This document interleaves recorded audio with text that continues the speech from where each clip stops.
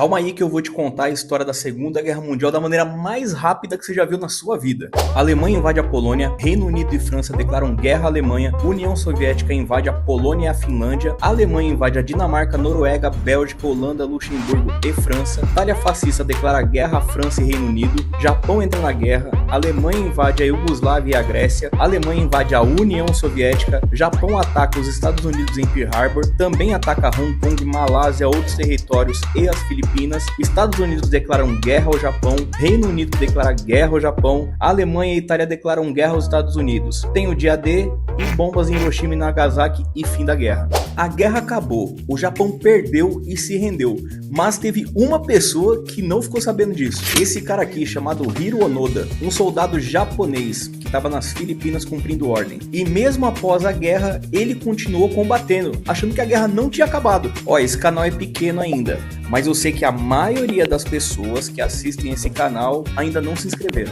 Dá essa moral aí, porque toda semana eu trago algo interessante aqui. Tamo junto e bora pro vídeo.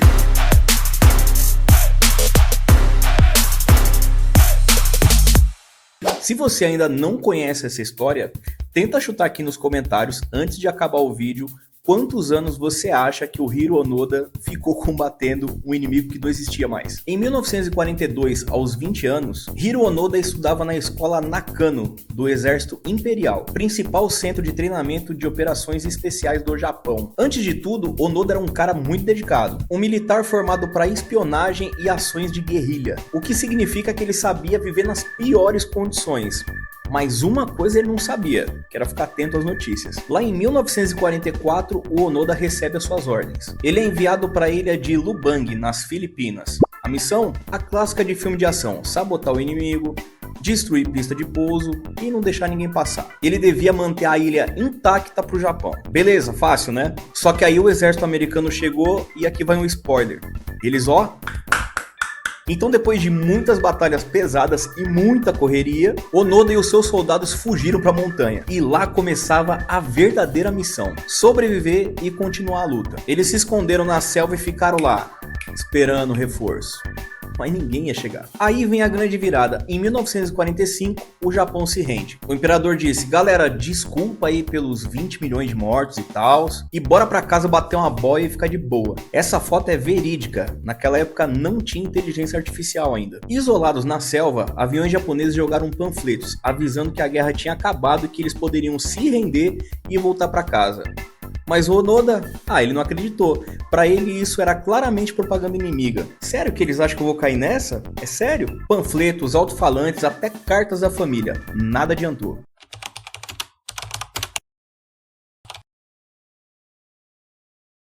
O Onoda estava firme e forte, achando que a guerra ainda estava rolando. Afinal, quem precisava de notícias quando se tinha uma missão a cumprir, não é mesmo? Durante os 30 anos seguintes, sim, eu não tô zoando não, tá? 30 anos, mais de 10 mil dias, 262.980 horas. Eu fiz as contas, pode confiar. 24 horas no dia, 365 dias no ano, vezes 30. Tá certo. Onoda e seus soldados viviam na selva, sobrevivência prática. Eles caçavam, plantavam e se escondiam. E ocasionalmente saíam da selva para roubar alimento dos moradores da ilha. Você pode imaginar o susto que o pessoal local tomava quando via um monte de japonês armado querendo brigar e não tinha mais guerra? E claro, o confronto com a população local foi inevitável. Quando Onoda e os caras que estavam junto com ele viam alguém, pensavam: são inimigos americanos infiltrados. Já os filipinos pensavam assim: o que esses malucos estão fazendo aqui ainda? Com o passar dos anos, esses companheiros do Onoda começaram a se render. Ou melhor, pior, eles começaram a morrer por conta desses confrontos, mas ele continuava firme, achando que o Japão ia lá resgatar ele. Afinal, ele era um soldado treinado e a honra vinha antes de qualquer coisa. Quando restava apenas ele, o Onoda se tornou uma lenda local. O último grande samurai do Japão a lutar na Segunda Guerra Mundial, que ninguém mais lembrava dessa guerra. Agora aqui entra também uma parte um pouco maluca dessa história. Em 1974, quase 30 anos depois da guerra, um jovem japonês chamado Norio Suzuki decidiu sair para uma aventura. Esse nome me lembrou daquele meme: tem um cara de moto aí na frente da sua casa. O Suzuki queria encontrar 3 coisas na vida dele: um panda, o abominável Homem das Neves e o Onoda. É sério, eu não tô brincando, ele tinha esses 3 desejos aí. E pra onde ele foi? Lubang, nas Filipinas. E sabe o que é mais impressionante? Ele encontrou o Onoda. O Suzuki disse, cara, a guerra acabou, volta pra casa. E o Onoda disse, só se o meu comandante vier aqui pessoalmente falar que a guerra acabou. Suzuki então voltou pro Japão pra contar isso pro ex-comandante do Onoda. E pra esfregar na cara dos caras o quanto eles eram incompetentes em encontrar alguém. Então em 1974, o Major Taniguchi, agora aposentado e provavelmente vendendo livros ou cuidando de um jardinzinho zen, foi localizado e levado pra selva pra dar a ordem final pro Onoda. Ô Onoda, fica tranquilo aí, pode largar as armas, já deu já. E assim, depois de 29 anos, 11 meses e uns dias, Onoda finalmente se rendeu. Sim, ele saiu da selva com o seu uniforme impecável e com a arma ainda funcionando. Ele entregou 500 balas e mais umas granadas. E quis dizer tipo assim, ainda dá pra trocar por algumas coisas lá na Feira do Rolo, relaxa. De volta ao Japão, Onoda foi recebido como um herói. Parte do país o admirava pela lealdade, a outra parte pensava, sério que ele não sabia?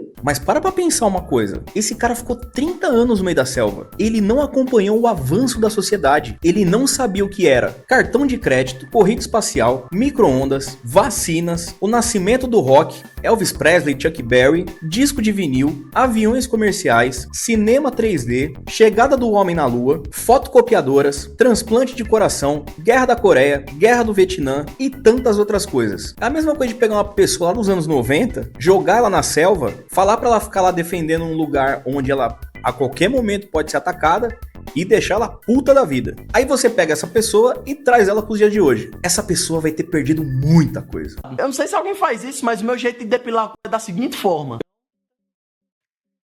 O Onoda já não reconhecia mais o seu próprio país. Era difícil se adaptar a tanta modernidade e a mudança no comportamento das pessoas. Então ele decidiu vir aqui pro Brasil em 1975, isso mesmo, para se tornar um fazendeiro em Mato Grosso do Sul, onde ficou até 1984, quando decidiu voltar pro Japão. E uma coisa que nós não podemos nos esquecer é: essa é uma situação muito complexa. Jogaram o cara no meio da selva, não conseguiram resgatar ele, ele passou anos no modo sobrevivência nível hard, roubou diversas pessoas, matou vários inocentes, voltou pro seu país e recebeu por todo o tempo de serviço.